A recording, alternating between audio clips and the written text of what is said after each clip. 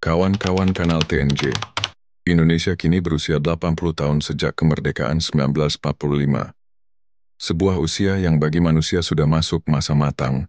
Tetapi bagaimana jika kita bandingkan dengan Amerika Serikat ketika mereka juga berusia 80 tahun?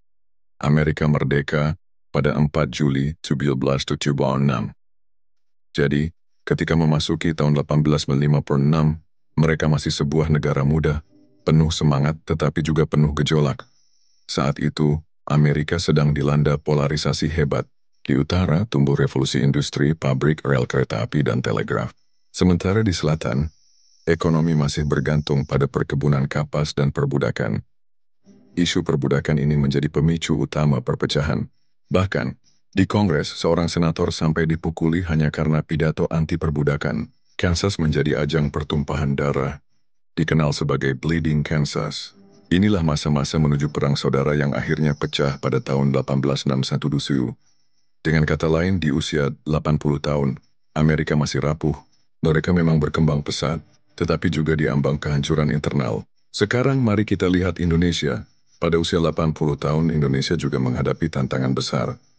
Demokrasi kita berjalan, pemilu rutin diadakan, tetapi masih dihantui oleh oligarki, politik uang dan polarisasi. Ekonomi kita sedang berusaha keluar dari jebakan sumber daya menuju industri dan digital, namun ketimpangan masih lebar antara kelompok kaya dan masyarakat bawah.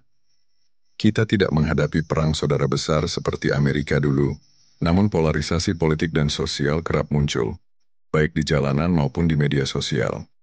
Identitas nasional kita terus diuji, apakah kita bisa tetap bersatu dalam Bhinneka Tunggal Ika, atau justru terpecah karena kepentingan sempit.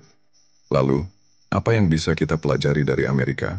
Pertama, pentingnya memperkuat hukum dan institusi. Amerika akhirnya bangkit setelah perang melalui amandemen konstitusi yang menjamin hak sipil. Indonesia juga harus memastikan hukum benar-benar tegak melawan korupsi dan ketidakadilan. Kedua, pentingnya kesetaraan dan inklusi. Amerika belajar dengan susah payah dari sejarah perbudakan. Indonesia harus memastikan semua kelompok etnis, agama, dan daerah merasa mendapat tempat yang adil. Ketiga, diversifikasi ekonomi.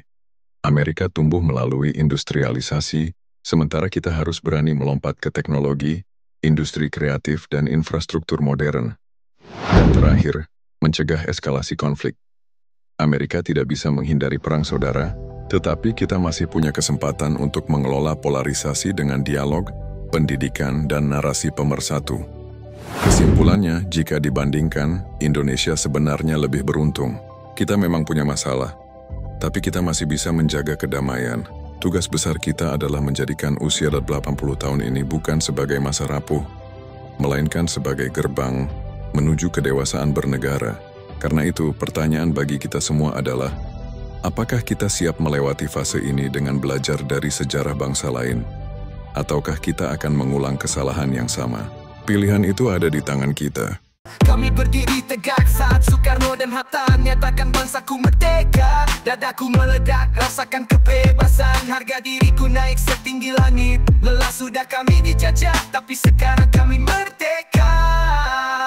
Tidak ada yang boleh terhalang, kami berjuang bersama, terbangun dari belenggu. Tanah air kita tercinta, melangkah dengan bangga menuju masa depan yang cerah.